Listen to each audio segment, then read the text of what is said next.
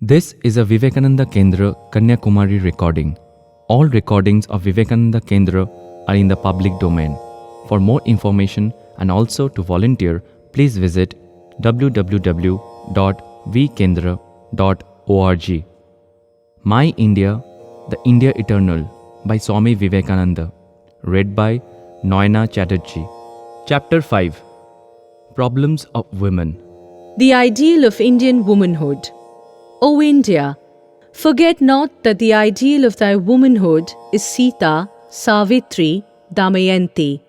The ideal of womanhood in India is motherhood, that marvelous, unselfish, all-suffering, ever-forgiving mother. It is unfair to judge women in the East by the Western standards. In the West, woman is the wife, and in the East, she is the mother. In India, the woman was the visible manifestation of God, and that her whole life was given up to the thought that she was a mother. And to be a perfect mother, she must be chaste. Our women are not so learned, but they are more pure. To all women, every man, save her husband, should be as her son. To all men, every woman, save his own wife, should be as his mother. When I look about me and see what you call gallantry, my soul is filled with disgust. Not until you learn to ignore the question of sex and to meet on a ground of common humanity will your women really develop. Until then, they are playthings, nothing more. All this is the cause of divorce. Your men bow low and offer a chair, but in another breath they offer compliments. They say, "Oh, madam, how beautiful are your eyes! What right have they to do this? How dare a man venture so far? And how can you women permit it?" Such things develop the less noble side of humanity. They do not tend to nobler ideals. We should not think that we are men and women, but only that we are human beings, born to cherish and to help one another. Neglect of women, cause of India's downfall. In India, there are two great evils: trampling on the women and grinding the poor through caste restrictions. Here in America, men treat their women as well as can be desired, and hence they are so prosperous, so learned, so free, and so energetic. But why is it that we are slavish, miserable, and dead? The answer is obvious. Without Shakti, which is power, there is no regeneration for the world. Why is it that our country is the weakest and the most backward of all countries? Because Shakti is held in dishonor there. Unfair to discriminate between the sexes. If it is very difficult to understand why in this country so much difference is made between men and women, whereas the Vedanta declares that one and the same conscious self is present in all beings. You always criticize the women. But say, what have you done for their uplift? Is there any sex distinction in Atma, the self? Out with the differentiation between man and woman. All is Atma. Women must be respected. Can you better the condition of your women? Then there will be hope for your well-being. Otherwise, you will remain as backward as you are now. Do you mean to say that the divinity back of woman can ever be cheated? It never was and it never will be. It always asserts itself. Unfailingly, it detects fraud. It detects hypocrisy. Unerringly, it feels the warmth of truth, the light of spirituality, the holiness of purity. Such purity is absolutely necessary if real spirituality is to be attained. There is no chance for the welfare of the world unless the condition of woman is improved. It is not possible for a bird to fly on only one wing. Hence, in the Ramakrishna incarnation, the acceptance of a woman as the Guru, hence his practicing in the woman's garb and frame of mind, hence too his preaching the motherhood of women as representations of the Divine Mother. Hence it is that my first endeavor is to start a mutt for women. This mutt shall be the origin of Gargis and Maitreys, and women of even higher attainments than these. We have seen in Sri Ramakrishna how he had this idea of divine motherhood in every woman, of whatever caste she might be or whatever might be her worth. It is because I have seen this that I ask you all so earnestly to do likewise and open girls' schools in every village and try to uplift them. If the women are raised, then their children will by their noble actions glorify the name of the country. Then will culture, knowledge, power and devotion awaken in the land. In what scriptures do you find statements that women are not competent for knowledge and devotion? In the period of degradation, when the priests made the other castes incompetent for the study of the Vedas, they deprived the women also of all their rights. Otherwise, you will find that in the Vedic or Upanishadic age of Maitreyi, Gargi, and other ladies of revered memory have taken the places of rishis through their skill in discussing about Brahman. In an assembly of 1,000 Brahmins who were all erudite in the Vedas, Gargi boldly challenged Yajnavalkya in a discussion about Brahman. Since such ideal women were entitled to spiritual knowledge, why shall not the women have the same privilege now? What has happened once can certainly happen again. History repeats itself. All nations have attained greatness by paying proper respect to women. That country and that nation which do not respect women have never become great, nor will ever be in the future. The principal reason why your race has so much degenerated is that you have no respect for these living images of Shakti. Manu says, where women are respected, there the gods delight, and where they are not, their all works and efforts come to naught. There is no hope of rise for that family or country where there is no estimation of women, where they live in sadness. For this reason, they have to be raised first. Education can solve women's problems. The Indian women have many and grave problems, but none that are not to be solved by that magic word, education. Educate your women first and leave them to themselves. Then they will tell you what reforms are necessary for them. With such an education, women will solve their own problems. They have all the time been trained in helplessness, servile dependence on others, and so they are good only to weep their eyes out at the slightest approach of a mishap or danger. Along with other things, they should acquire the spirit of valor and heroism. In the present day, it has become necessary for them also to learn self-defense. See how grand was the Queen of Jhansi. See that every one knows something by which she can earn a living in case of need. To make a beginning in women's education, our Hindu women easily understand what chastity means because it is in their heritage.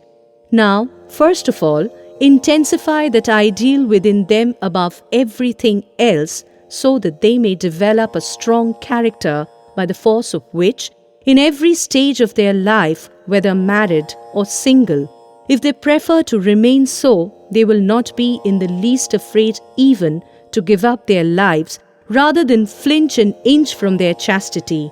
It is little heroism to be able to sacrifice one's lives for the sake of one's ideals, whatever that ideal may be. Along with that, they should be taught sciences and other things which would be of benefit not only to them but to others as well.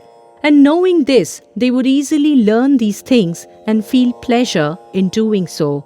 I should very much like our women to have your own intellectuality, but not if it must be at the cost of purity. Sita, the ideal of Indian womanhood. Sita is typical of India, the idealized India. The question is not whether she ever lived, whether the story is history or not. We know that the ideal is there. There is no other Pauranika story that has so permeated the whole nation, so entered into its very life, and has so tingled in every drop of blood of the race as the ideal of Sita. Sita is the name in India For everything that is good, pure, and holy, everything that in woman we call womanly. If a priest has to bless a woman, he says, "Be Sita." If he blesses a child, he says, "Be Sita." They are all children of Sita and are struggling to be Sita, the patient, the all-suffering, the ever-faithful, the ever-pure wife. Sita was a true Indian by nature. She never returned injury. What to speak of Sita? You may exhaust the literature of the world that is past, and I may assure you that you will have to exhaust the literature of the world of the future before finding another Sita. Sita is unique. That character was depicted once and for all. There may have been several Ramas, perhaps, but never more than one Sita. She is the very type of the true Indian woman. For all the Indian ideals of a perfected woman have grown out of that one life of Sita. And here she stands these thousands of years, commanding the worship of every man, woman, and child throughout the length and breadth of the land of Aryavarta. There she will be always, this glorious Sita, purer than purity itself, all patience and all suffering.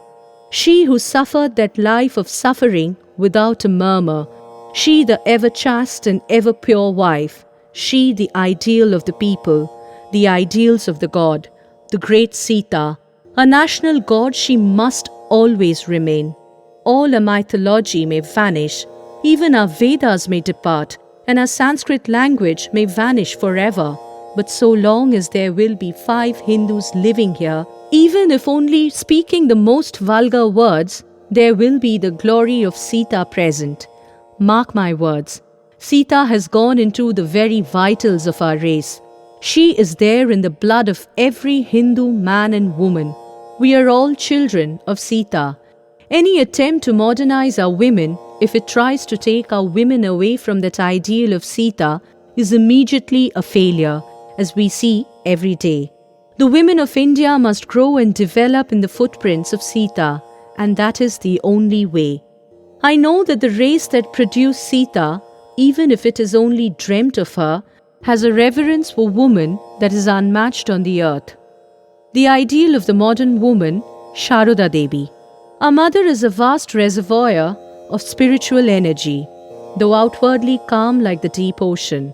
Her advent marks the beginning of a new era in the history of India. The ideals lived and taught by her would not only spiritualize the efforts for the emancipation of women in India, but also influence and penetrate into the minds and hearts of women all over the world. Motherhood represented the highest expression of womanhood, especially in India. It is an innate instinct in every woman, the signs of which might be discovered even in a little girl. With the Holy Mother as the center of inspiration, a mutt is to be established on the eastern bank of the Ganga. As brahmacharins and sadhus will be trained in this mutt here, so in the other mutts also, brahmacharins and sadhvis will be trained. You have not yet understood the wonderful significance of mother's life, none of you. But gradually you will know. Without Shakti, there is no regeneration for the world. Why is it that our country is the weakest and the most backward of all countries? Because Shakti is held in dishonor there. Mother has been born to revive that wonderful Shakti in India, and making her the nucleus, once more will Gargis and Maitreys be born into the world. Dear brother, you understand little now, but by degrees you will come to know it all. Hence it is in her mutt that I want first. Without the grace of Shakti, nothing is to be accomplished. What do I find in America and Europe? The worship of Shakti, the worship of power. Yet they worship her ignorantly through sense gratification. Imagine then, what a lot of good they will achieve who will worship her with all purity. In a sattvika spirit, looking upon her as their mother, I am coming to understand things clearer every day. My insight is opening out more and more. Hence, we must first build a mutt for mother. First mother and mother's daughters, then father and father's sons. Can you understand this? To me, mother's grace is 100,000 times more valuable than father's. Mother's grace, mother's blessings are all paramount to me. Please pardon me. I'm a little bigoted here as regards to mother.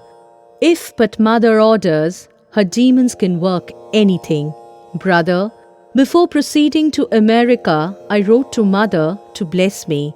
Her blessings came, and at one bound I cleared the ocean. There, you see, in this terrible winter, I'm lecturing from place to place and fighting against odds so that funds may be collected for mother's mart. Baburam's mother must have lost her sense owing to old age, and that is why she is about to worship Durga in the earthen image, ignoring the living one. Brother, faith is very difficult to achieve. Brother, I shall show how to worship the living Durga, and then only shall I be worthy of my name. I shall be relieved when you will have purchased a plot of land and established there the living Durga, the mother. Till then, I am not returning to my native land. As soon as you can do that, I shall heave a sigh of relief after sending the money. Do you accomplish this festival of Durga of mine by making all the necessary arrangements? Girish Ghosh is adoring the mother splendidly. Blessed he is, and blessed are his followers. Brother, often enough, when I am reminded of the mother, I ejaculate, what after all is Rama? Brother, that is where my fanaticism lies, I tell you. Of Ramakrishna, you may aver, my brother, that he was an incarnation or whatever else you may like, but fie on him who has no devotion for the mother. Swamiji's ideas on a monastery for women. There is no hope of rise for that family or country where there is no estimation of women, where they live in sadness. For this reason, they have to be raised first, and an ideal mutt has to be started for them. I never objected to the worship of women who are the living embodiment of Divine Mother, whose external manifestations appealing to the senses have maddened men, but whose internal manifestations such as knowledge, devotion, discrimination, and dispassion make man omniscient, of unfailing purpose, and a knower of Brahman. Saisha prasanna varda nringa bhavati muktaye. She, when pleased, becomes propitious and the cause of the freedom of man. Without propitiating the mother by worship and obeisance, not even Brahma and Vishnu have the power to elude her grasp and attain to freedom. Therefore, for the worship of these family goddess, in order to manifest the Brahman within them, I shall establish the women's mutt. Even now there are women disciples of Sri Ramakrishna. With their help I shall start this mutt. The Holy Mother will be their central figure, and the wives and daughters of the devotees of Sri Ramakrishna will be its first inmates. For they will easily appreciate the usefulness of such a mutt. After that, following their example, many householders will help in this noble work. No great work has been done in the world without sacrifice. Who, on seeing the tiny sprout of the banyan, can imagine that in course of time it will develop into a gigantic banyan tree? At present, I shall start the mutt in this way. Later on, you will see that after a generation or two, people of the country will appreciate the worth of this mutt. My women disciples will lay down their lives for it. Casting off fear and cowardice, you can also be helpers in this noble mission and hold this high ideal before all. You will see, it will shed its lustre over the whole country in time. On the other side of the Ganga, a big plot of land will be acquired, where unmarried girls or brahmacharini widows will live. Devout married women will also be allowed to stay now and then. Men will have no concern with this mutt. The elderly sadhus of the mutt will manage the affairs of this mutt from a distance. There shall be a girls' school attached to this women's mutt, in which religious scriptures, literature, Sanskrit, grammar, and even some amount of English would be taught. Other matters such as sewing, culinary art, rules of domestic work, and upbringing of children will also be taught while japa, worship, meditation, etc. shall form an indispensable part of the teaching.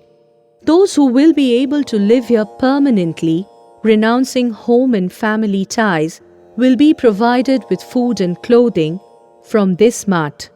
Those who will not be able to do that will be allowed to study in this mat as day scholars. With the permission of the head of the mat, the latter will be allowed even to stay in the mats occasionally, and during such stay will be maintained by the mat. The elder brahmacharinis will take charge of the training of the girl students in brahmacharya. After 5 or 6 years training in this mat, the guardians of the girls may marry them. If deemed fit for yoga and religious life, with the permission of their guardians, they will be allowed to stay in this mat, taking the vow of celibacy.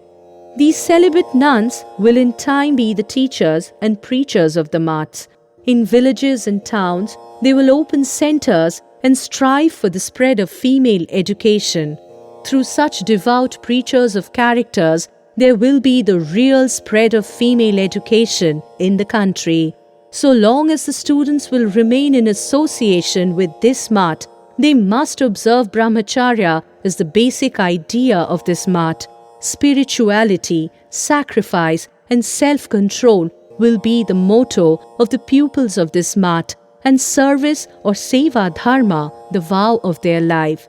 In view of such ideal lives, who will not respect and have faith in them? If the life of the women of this country be molded in such fashion, then only will there be the reappearance of such ideal characters as Sita, Savitri, and Gargi. To what straits the strictures of local usages have reduced the women of this country, rendering them lifeless and inert, you could understand if only you visited the Western countries. You alone are responsible for this miserable condition of the women, and it rests with you also to raise them again. Therefore, I say, set to work. They must be given education and left to themselves. After that, they will act as they think best. Even after marriage and entering the world, the girls educated as above will inspire their husbands with noble ideals and be the mothers of heroic sons. But there must be this rule that the guardians of the students in the women's mat must not even think of marrying them before they attain the age of 15. These learned and accomplished girls will never be in want of bridegrooms. Society nowadays does not follow the texts recommending child marriage, nor will do so in future. Men, hands off. Educate your women first and leave them to themselves. Then they will tell you what reforms are necessary for them. Our right of interference is limited entirely to giving education. Women must be put in a position to solve their own problems in their own way. No one can or ought to do this for them, and our Indian women are as capable of doing it as any in the world. Liberty is the first condition of growth. It is wrong, 1,000 times wrong, if any of you dare to say, I will work out the salvation of this woman or child. I am asked again and again what I think of the widow problem and what I think of the woman question. Let me answer once for all. Am I a widow that you ask me that nonsense? Am I a woman that you ask me that question again and again? Who are you to solve women's problems? Are you the Lord God that you should rule over every widow and every woman? Hands off. They will solve their own problems. To the women of this country, I would say exactly what I say to the men. Believe in India and in our Indian faith. Be strong and hopeful and unashamed. And remember that with something to take, Hindus have immeasurably more to give than any other people in the world. Where is our Gaudma? We want 1,000 much mothers with that noble stirring spirit. What was wanted was not a man, but a woman, a real lioness, to work for the Indians, women specially. We want both men and women. There is no distinction of sex in the soul. We want thousands of men and thousands of women who will spread like wildfire from the Himalayas to Cape Comorin. from the North Pole to the South Pole, all over the world. It is no use indulging in child's play, neither is there time for it. Let those who have come for child's play be now off, while there is time, or they will surely come to grief. We want an organization.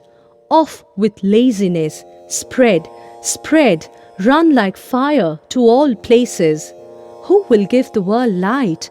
Sacrifice in the past has been the law. It will be, alas, for ages to come.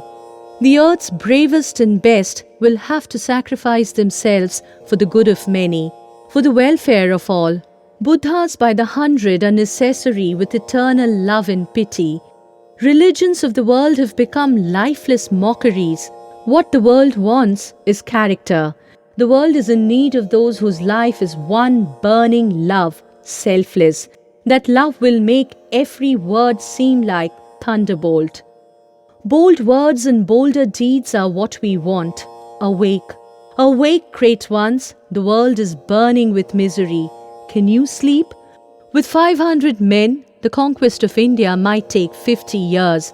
With as many women, not more than a few weeks.